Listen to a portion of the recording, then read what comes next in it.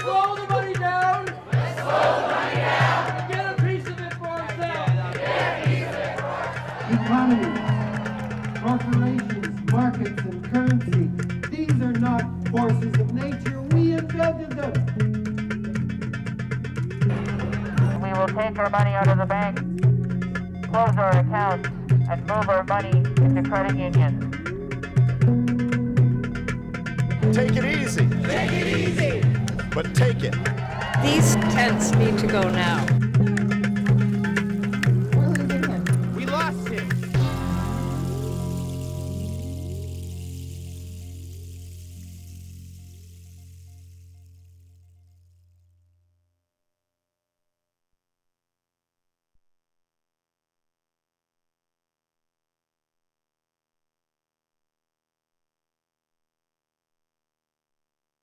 As legal action looms, the Occupy protest moves into its second month outside the Vancouver Art Gallery.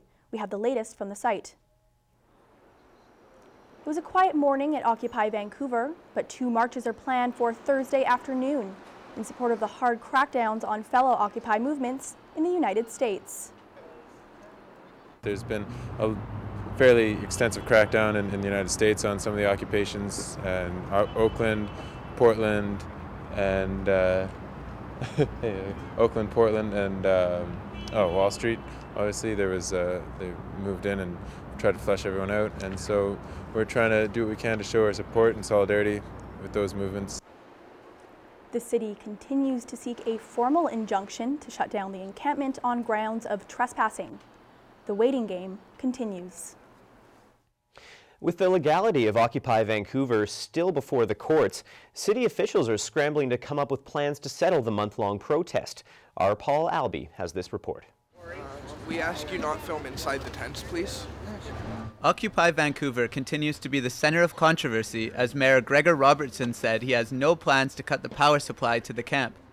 NPA City Council candidate Joe Karanji says, while cutting electricity to the protesters has always been an option to resort to, there are better ways to resolve the standoff. The question is, how can this thing end in a proper fashion?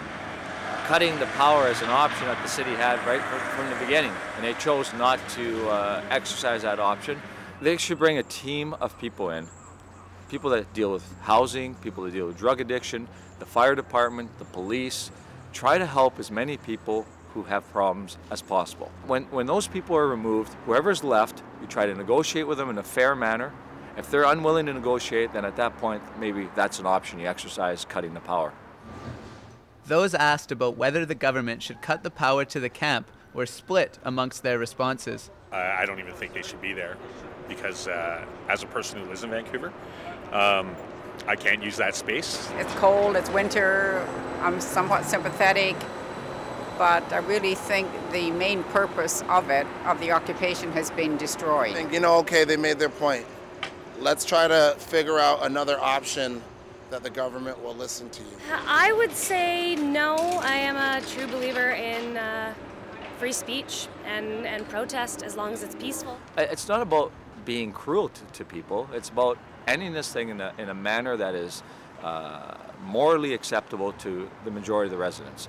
The city is taking measures to make the camp safer by removing large tarps as well as vacant tents and the pallets they rest on. Paul Albee in Vancouver for BCIT Magazine. The Vancouver police are wallpapering the city with 35,000 posters covered with the faces of unknown rioters. Police have already charged 60 people and hope to move that number to 700 with the posters. Gerv Bod has this report. Today we're doing something that we've never done before in our history. As I speak, we have 150 volunteers who are blanketing our region, distributing our Riot Roundup poster.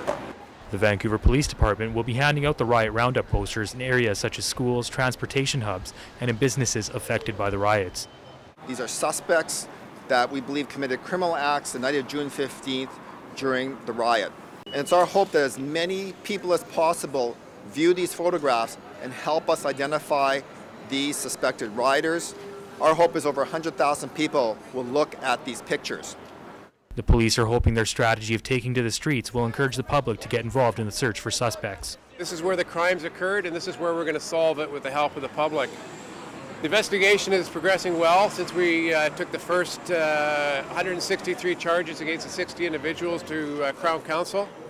And I can tell you that every day our officers are making arrests at people's homes, businesses. This is one of the investigative strategy to drive people back to the website so that we can get those tips coming back in.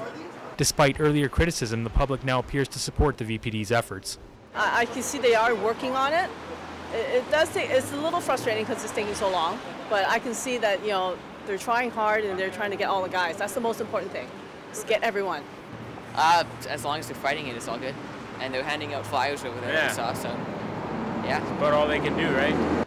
The Riot Roundup poster initiative is expected to produce more charges in the riot investigation, and according to police, those charges could be announced in the coming weeks. Curve Bod in Vancouver for BCIT Magazine. The Vancouver Police Department was busy this week also teaming up with ICBC to raise pedestrian awareness. However, critics are worried the program is just another attempt at improving statistics. Curve Bod has the story. Pedestrians in Vancouver can soon expect to see more police officers.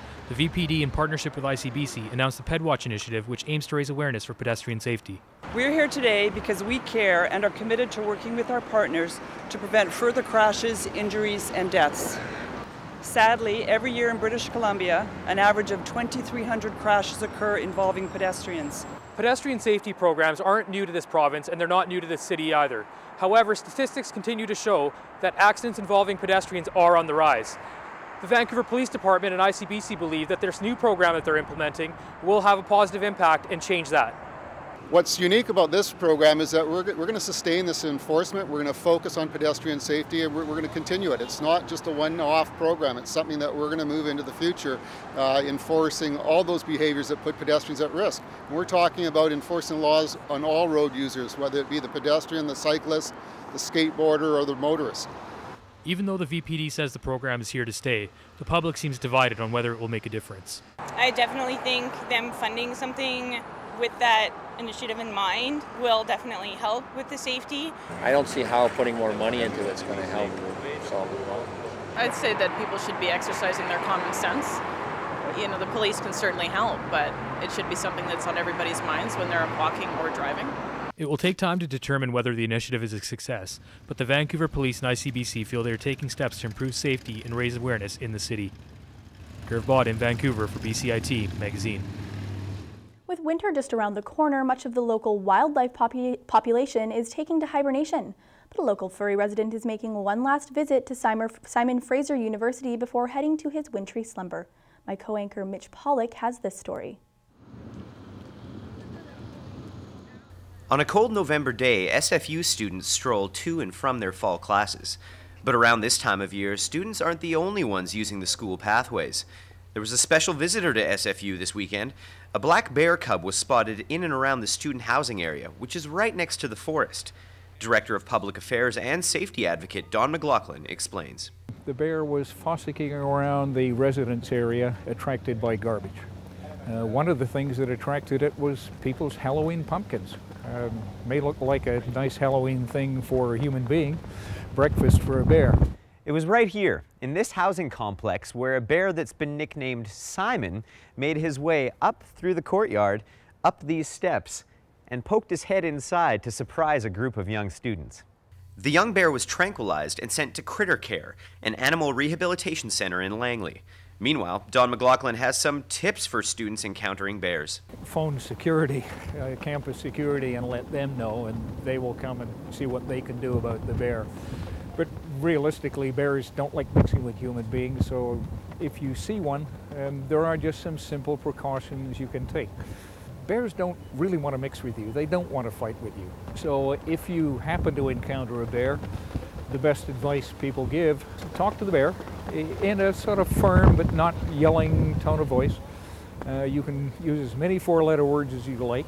With plenty of safe garbage disposal devices on campus, bear encounters are few and far between, making sure that human beings are the only mammals visiting this campus. Mitch Pollock in Burnaby for BCIT Magazine.